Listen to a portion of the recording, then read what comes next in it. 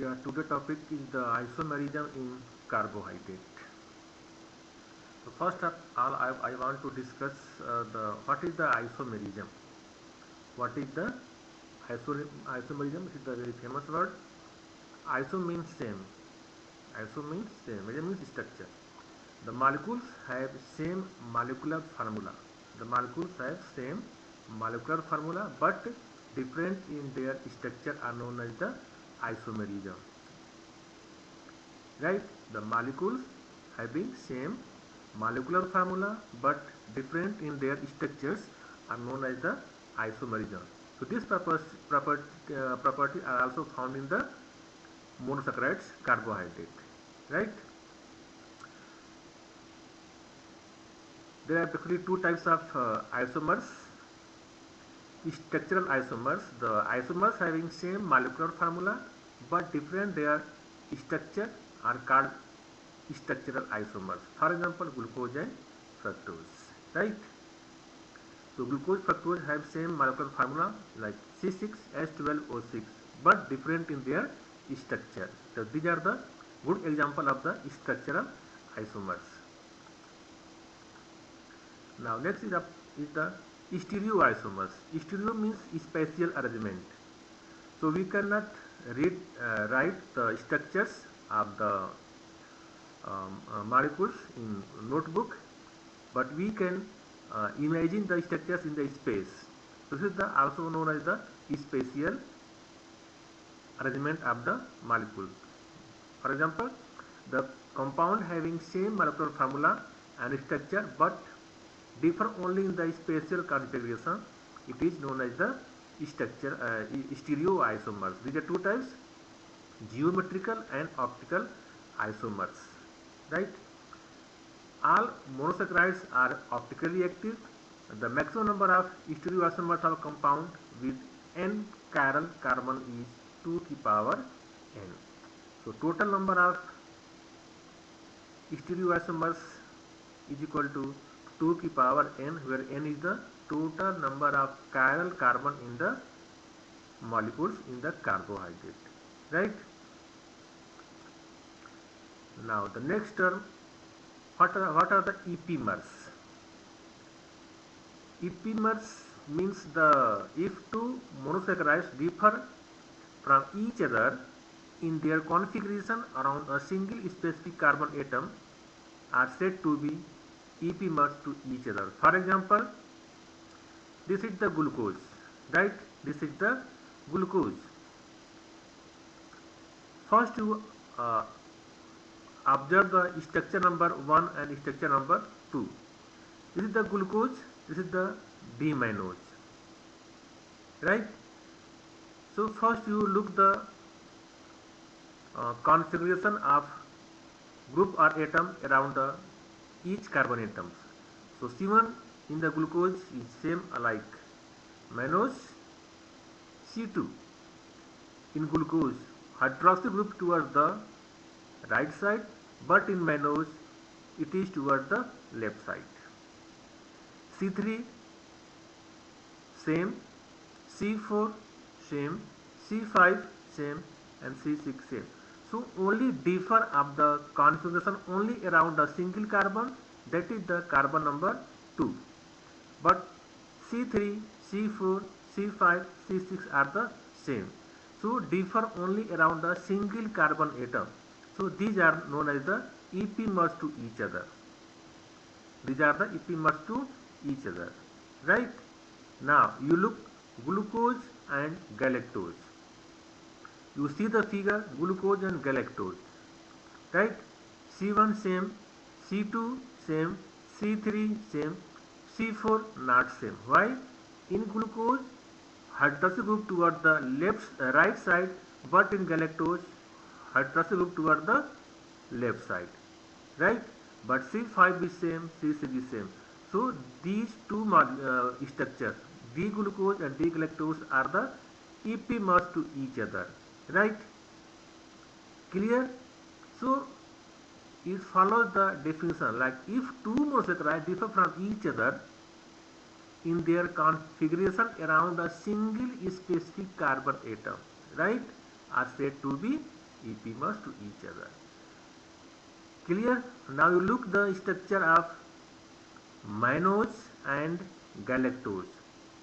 Is mannose and galactose are epimers?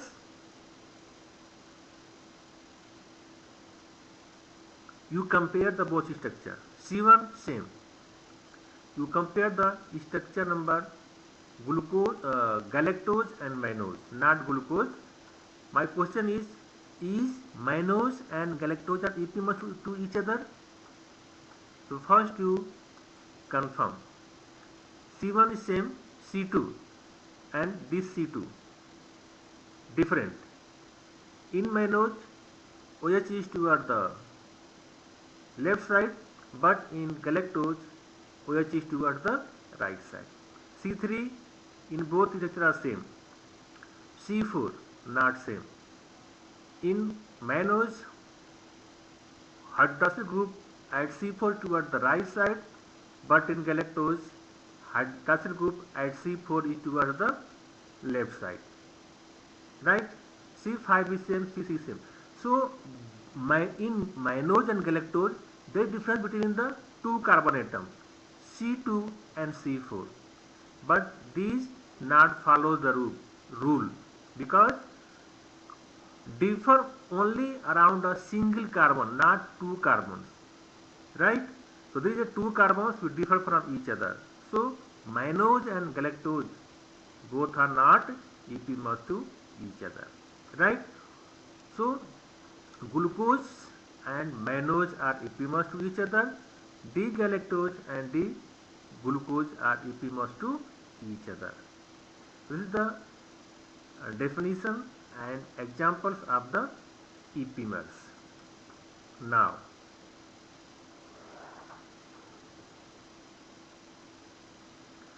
the next structures of the glucose is the ring structure, also known as the Haworth ring structure. In previous classes, we studied about the open chain structure or Fisher's projection formula of the glucose, in which we studied different types of isomers, just like DL notation, stereoisomers, epimers.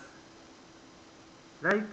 Now, in Haworth ring structure, Haworth was a chemist who discovered, who examined the ring structure of the monosaccharides.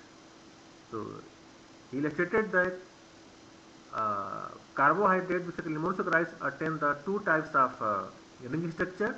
First one is the furan structure and second is the pyran structure. Furan just like ribose structure, pentagonal, but furan is just like a benzene ring structure, hexagonal. So monosaccharides attain these two types of structure, either in furan structure, either pyran structure. Right? So those monosaccharides which attain the furan structure are known as the furanose. But those carbohydrates who attain the pyran structure are known as the pyranose. Clear? So this is the furan and this is the pyran. So these two structures are shown in the monosaccharides. For example, this is your Fisher's projection formula of the glucose. Fisher's projection formula of the glucose. Now there is a arrangement of the atoms, basically hydroxyl and hydrogen atoms, between the molecules and make the hemiacetal structure. Hemiacetal, hemi means beach wala, right? And attain the cyclic monosaccharides. So this Fisher's projection formula can attain the pyran structure. Attain the pyran structure known as the what? Cyclic monosaccharides. So glucose can also be written in the ring form like this structure. Clear? There is an arrangement of the hydrogen and hydroxyl ions between C1 and R1 and R2. So this is under R1 and this is under the R2. Clear? Now this is the fructose. This is the fructose. So this fructose can be written in the ring structure like this. In this structure, 6 carbon is outside the ring. 6 carbon is outside the ring, just like a glucose. Right? So C5 and C1, there is an arrangement of the what? Hydrogen and hydroxyl group. Clear?